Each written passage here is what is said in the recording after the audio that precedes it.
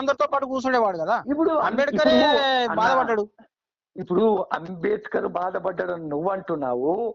అంబేద్కర్ కూడా ఇలాగే రుద్దపడ్డాడని మేము అంటున్నాం. అంబేద్కర్ కూడా పూర్తి జ్ఞానం రాలేదంటున్నాం మేము. ఎట్లా రాలేదు అంటే చదువు పూర్తి జ్ఞానం రాలేదు. ఇప్పుడు ఒకటన్నా ఒక బ్రాహ్మణ స్త్రీని పెళ్లి చేసుకున్నాడు ఆయన. ఓకే, మళ్ళీ ఇప్పుడు అందరు సమానంగా చూసుకునకపోతే చదువు గురించి చెప్తున్నా. చదువు గురించే. అరే చదువు అంత చదువు ఎలా చదివాడు అన్న? అంత చదువు ఎలా చదివాడు? ఆయనకు ఫీజు కట్టిన వ్యక్తులు ఎవరు? ఆయన ఇప్పుడు ఇంకోటి, ఇప్పుడు చాలా మంది అంబేద్కర్ అని నెత్తి మీద పెట్టుకున్నారు. ఎందుకు పెట్టుకున్నారు చెప్తున్నా? ఆయన ఓన్లీ మనుధర్మ సిద్ధాంతాన్ని. ఇప్పుడు ఫీజులు కట్టిన వాళ్ళు అంబేద్కర్ టైంలో అంబేద్కర్ ఫీజు కట్టి ఉండొచ్చు. మరి ఎందుకు ఇంతకాలం దాకా మనకు చదువు రాలేదు? ఒక ఓన్లీ 40 ఏళ్ల నుంచి 50 ఏళ్ల నుంచి చదువులు బాగా వచ్చినాయి. అంతకుముందు ఎందుకు రాలేదు? ఇప్పుడు 40-50 ఏళ్ల కింద ఎవడు పరిపాలించాడు? ఎవరు పరిపాలించారు? మనోళ్ళు పరిపాలించారు. ఆంగ్లేయులు ఉన్నప్పుడు ఆంగ్లేయులు పరిపాలించారు. మన ఏరియాకి ఆంగ్లేయులు ఎక్కడ వచ్చారన్నా? మన ఏరియాకి అయితే ఆంగ్లేయులు రాయలేరు. ఎవరు ఎక్కడైనా వచ్చారు ఆంగ్లేయుల పాలన. ఇప్పుడు ఒకటన్నా నిజాం పరిపాలన. ఇప్పుడు ఒకటన్నా చెప్తాను అన్నా, నేను ఒక మాట, దొరలున్ను నిజాము ఇద్దరు కలిసే కదా పరిపాలన చేసింది అప్పుడు. ఇప్పుడు ఎవరు పరిపాలించినా కానీ శిస్తు కట్టాల్సిందే ఆంగ్లేయులకి. మీకు ఇంకా పూర్తిగా అర్థం కాలేదు. ఇప్పుడు వాడు పరిపాలించినోడు ఒకడు, మనం వేసుకునేది మన ధర్మం మీద నింద. మనం ఎప్పుడైతే మనకు స్వాతంత్రం వచ్చిందో లెక్కలేదు. అవును, ధర్మమే మనల్ని దూరం పెట్టిందని నేను అంటున్నా. వాడు 200 సంవత్సరాలు పరిపాలించి మనల్ని అజ్ఞానులుగా ఉంచాలని వాడు ప్రయత్నం చేశాడు. ఎప్పుడైతే స్వాతంత్రం వచ్చిందో వెంటనే ఒకటేసారి, అంటే అంత అమౌంట్ ఎక్కడి నుంచి వస్తుందన్న? ఒక్కొక్క కోట్ల సంవత్సరాల ధర్మమును ఒక 200 సంవత్సరాలే నాశనం చేసిండా? ఎంత గొప్పవాడన్నమాట వాడు. అన్న కోట్ల సంవత్సరాల చరిత్రను చిన్న భిన్నం చేసిండు. ఆంగ్లేయుడు కేవలం 2 సంవత్సరాలు, అది కూడా 200 సంవత్సరాలు. అంటే ఎంతటి బలవంతుడు అన్నమాట. కాదు, చిన్న టైం కాదు. 200 సంవత్సరాలు అంతకుముందు మొఘలులు వీళ్ళంతా పరిపాలించిండ్రు. నాశనం చేస్తూ, మన ధర్మాన్ని నాశనం చేస్తూ, మనల్ని నాశనం చేస్తూ తొక్కి పెడుతూ వచ్చిండ్రు. మనకు 200 సంవత్సరాలు అంటున్నాం కానీ 500 సంవత్సరాల నుంచి మన మీద దాడి జరుగుతూనే ఉంది. 200 సంవత్సరాల తర్వాత మనకు విద్య లేకుండా చేశాడు వాడు, బ్రిటిష్ వాడు. సార్ నేను ఒక మాట అంటా సార్, ప్లీజ్ ఏమనుకోవద్దు. మహాత్మా గాంధీ లాంటి వారు, అంబేద్కర్ లాంటి వాళ్ళు, పటేల్ లాంటి వాళ్ళు బాగా చదువుకున్నాక, జ్ఞానం వచ్చినాక తర్వాత, అది కూడా విదేశాల్లో చదువుకున్న జ్ఞానాన్ని బట్టి, విదేశాల్లో చూసినటువంటి స్వేచ్ఛ స్వతంత్రాలను బట్టి వాళ్ళు ఇన్స్పైర్ అయ్యి అప్పుడు ఇక్కడ ఆ స్థితిగతులను మార్చడానికి వాళ్ళు పూనుకున్నారు. మహాత్మా గాంధీ, రాజారాం మోహన్ రాయ్ లాంటి వాళ్ళు. మహాత్మా గాంధీ ఎటువంటి పోరాటం చేసింది చెప్పండి? అహింస పోరాటం చేశాడు. అహింస పోరాటం వల్ల మనకు నష్టం జరిగిందా, లాభం జరిగిందా? మీరు ఎట్లా అనుకుంటున్నారు? నష్టం జరిగింది అనుకుంటున్నారా మీరు? నష్టమే జరిగింది. తన్ని వెళ్ళగొచ్చే వ్యక్తి మనకు అప్పటికి చేతులు కట్టబడ్డాయి. చేతులు కట్టబడడానికి మన రాజే కారణము, మన ధర్మమే కారణము. మన ధర్మమే అందరు కులాల వైజ్గా, మతాల వైజ్గా, వర్ణాల వైజ్గా అందరినీ మొత్తం విడగొట్టింది. అన్న మనల్ని తప్పుదారి పట్టించాడు గాంధీ. ఇప్పుడు ఆంగ్లేయులు ఎదుర్కోవడానికి సైనికులు ఎవరు చెప్పండి? ఆంగ్లేయులు ఎదుర్కోవడానికి సైనికులు అదే చెప్పాడు. ఇప్పుడు కూడా అదే మనం మెదుల్లో ఉండిపోయింది. మనం తన్ని గుంజుకునే దాన్ని.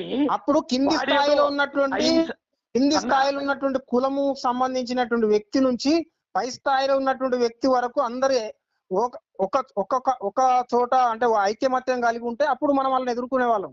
కానీ ఈ కొన్ని బ్రాహ్మణ సంబంధమైనటువంటి విషయాలే మనల్ని వేరు చేసిన కారణంగానే మనం ఆంగ్లేయులను ఎదిరించలేకపోయాము. మన రాజులు కూడా ఏం చేయలేకపోయాము. బ్రాహ్మణుడు అంటే బాపనుడా నువ్వు చెప్పేది? బ్రాహ్మణుడు అంటే వాళ్ళు రాసిన కొన్ని సిద్ధాంతాలు గానీ, కొన్ని ఆచారాలు ఎవరు రాశారు? బ్రాహ్మణుడు అంటే తెలివైన వాడు నా దృష్టిలో. మీరు బ్రాహ్మణుడు తెలివైన వారు మీరు అంటున్నారు, కానీ బ్రాహ్మణుడు మనకు ఈ సమాజానికి చేసినటువంటిది ఏంటిది? ఇప్పుడు బ్రాహ్మణుడు అంటే తెలివైన వాడు. ఒకటి, తెలివి తక్కువ పనులు చెప్పేవాడల్లా తెలివైన వాడు కాదు. అర్థమైందా? నువ్వు పెద్ద చదువు చదివి చిచ్చులు పెట్టాలని చూస్తే నువ్వు నేను ఏమంటున్నా, నేను ఒకటే, నా క్వశ్చన్ సరిగా అర్థమైతలేదు నాకు. విదేశస్తులు వచ్చి మనల్ని పరిపాలించే స్థితికి మనకు ఎందుకు వచ్చింది? కారణం ఏంటో చెప్పండి. ఎందుకు వచ్చింది అంటే ఒకటేనా, మన మంచితనము వాడు ఎవడు లేదు బ్రదర్, మన అమాయకత్వం అని చెప్పాలి. మంచితనం కాదు అది, మన అమాయకత్వం, అజ్ఞానం. మీకు అర్థమైతలేదు అసలు. డెప్త్ లకు వెళ్ళలేదు ఇంకా. మేము కలిసి ఉండకపోతాం బ్రదర్, మమ్మల్ని దూరం పెట్టారు చాలా మటుకు. ఎవరు? అలాగనే కొన్ని జాతుల ప్రజలను దూరం పెట్టారు. కాబట్టి ఒంటరిగా వాళ్ళు, ఈ ఉన్నత వర్గాల వాళ్ళు ఒంటరిగా వాళ్ళు పోరాటం ఎదిరించలేకపోయారు. లేదు అందరు పోరాటం చేశారు, అందరు యుద్ధాలు చేశారు. తర్వాత వచ్చింది అది. నువ్వు అనుకుంటున్నావు అలా. అది మహాత్మా గాంధీ సమయంలో స్వతంత్ర పోరాటంలో అప్పటి వరకు వచ్చింది. ఇప్పుడు సుభాష్ చంద్రబోస్ గాని, మహాత్మా గాంధీ గాని, భగత్ సింగ్ ఒకటే కారణం, దూరం పెట్టడానికి కారణం చెప్పేశాను నీకు. దూరం పెట్టింది కారణం వేరు, పోరాటం వేరు. పోరాటం అందరూ ఏకమైనాము, పోరాటం అందరం చేశాం.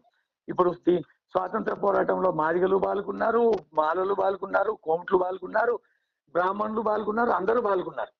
అర్థమైందా? ఇప్పుడు గాంధీ లాంటి వాళ్ళు, నెహ్రూ లాంటి వాళ్ళు మన దేశాన్ని విచ్ఛిన్నం చేసేసి, కట్ చేసేసి, మనలోనే మనకే చిచ్చులు పెట్టి ఇప్పుడు మనకు మతాల పేరు మీద దేశాన్ని విభజించాలని చూస్తున్నారు. ఇప్పుడు మతాలు ఎందుకు వచ్చాయి మన దేశంలో? అది మీ గ్రహింపు బ్రదర్, నేను ఒప్పుకోవడం. ఒక విషయం నేను అనుకుంటున్నా ఏంటంటే, వీళ్ళే మనల్ని స్వతంత్రం తీసుకొచ్చిరు, చదువు తెచ్చిరు, పరిపాలన తెచ్చిరు. వాళ్ళు కాదు, నేతాజీకి భయపడి స్వాతంత్రం ఇచ్చినారు, భగత్ సింగ్కి భయపడి స్వతంత్రం ఇచ్చారు. కానీ ఇలాంటి వాళ్ళు మళ్ళీ ఎక్కువ అవుతున్నారని చెప్పేసి భయపడి ఇచ్చారు. కానీ నేను అది కాదు. ఒకటే విషయం నేను చెప్తున్నా, మనలోన మనకు చిచ్చులు పెట్టి, ఇప్పుడు ఒకటన్నా, హిందువే, నువ్వు హిందువే, నేను హిందునే, మనమే మతం మారి వేరే మనమే గొడవ పడుతున్నాం. ఇది మతాలు ఎందుకు వచ్చాయి అంటే మన దేశాన్ని చిచ్చు లేపడానికి. ఇది అయ్యా, మతాలని ఎందుకు వచ్చాయని మీరు అంటున్నారు. అదే హిందూ మతంలో ఎన్నో రకాల మత శాఖలు పుట్టినాయి. అదే హిందూ మతంలోనే. ఏ శాఖలు చెప్పండి? చెప్పండి. ఇప్పుడు ఈ జైన మతము, బౌద్ధ మతము, అంతేకాకుండా ఈ శంకరాచార్య చెప్పినటువంటి మతము, అద్వైత మతం, విశిష్టాద్వైత మతము, ఇవన్నీ మతాలు ఎక్కడి నుంచి వచ్చినాయి? ఇప్పుడు బౌద్ధ, చెప్పండి మీరే. అది వినట్లేదు కదా నువ్వు, నేను చెప్తున్నా. చెప్పండి. బౌద్ధ మతము వల్ల బౌద్ధ దేశాలు ఏమున్నాయో చెప్పండి. ఉన్నాయి. ఇప్పుడు మన బెర్ముడా అనేటువంటిది పక్కపొన్న, ఇంకా కొన్ని బెర్ముడా పక్కపొన్న ఏదో ఉన్నది. అంటే ఏమిటిది? బౌద్ధం అంటే ఏమిటిది చెప్పండి. బౌద్ధం అంటే, బౌద్ధము అని అంటే బుద్ధుడు చెప్పినటువంటి సిద్ధాంతం. చెప్పిన సిద్ధాంతం ఏమిటిది? ఇక ఆయన చెప్పిండు, దేవుడు లేడు, అవతలోడు మనం చంపినా అన్న, అవతలోడు మనం చంపినా మనం మూక ఉండాలి. అర్థమైందా? ఆయన సిద్ధాంతం అది నడుస్తుందా? బుద్ధ దేశాలు అనేది దేశమే లేదు. చైనా బుద్ధ దేశం అంటారు. పురుగుల కాడి నుంచి, పిచ్చుకల కాడి నుంచి తింటారు, గబ్బిలాల కాడి నుంచి తింటారు. అది బుద్ధ దేశం కాదు. బుద్ధ దేశం అనేది ఒక ఆఫ్ఘనిస్తాన్ ఉండేది, బాగా పర్ఫెక్ట్ గా. దాన్ని ముస్లింలు ఆక్రమించుకుంది. అంటే ఇప్పుడు బౌద్ధ దేశస్తులకు, బౌద్ధము కలిగిన ఎక్కువ శాతం కలిగినటువంటి బౌద్ధ దేశస్తులకు మిలిటరీ ఉండదా? లేదు. ఇప్పుడు మిలిటరీ ఉండకూడదు అన్న. బుద్ధుడు బోధించింది ఏమిటి? మిలిటరీ ఉండకూడదు, తినకూడదు, వాళ్ళు ఏమిటి తినకూడదు, ఎవరిని చంపకూడదు. బుద్ధుడు బోధించింది అదిగా. చీమలు కూడా చంపకూడదు, చీమ తొక్కుతుంటే ఊడ్చుకుంటా పోవాలి. శంకరాచార్య చెప్పింది కూడా అంతే కదా. మరి ఏమిటి? చీమను చంపద్దు, దోమను చంపద్దు. ఎవడు అనవసరంగా ఏది చంపొద్దు, అవసరానికి చంపడు అన్న. మరి ఇప్పుడు అర్థం అంతే కదా. ఇప్పుడు లేదు, బుద్ధుడు అలా చెప్ప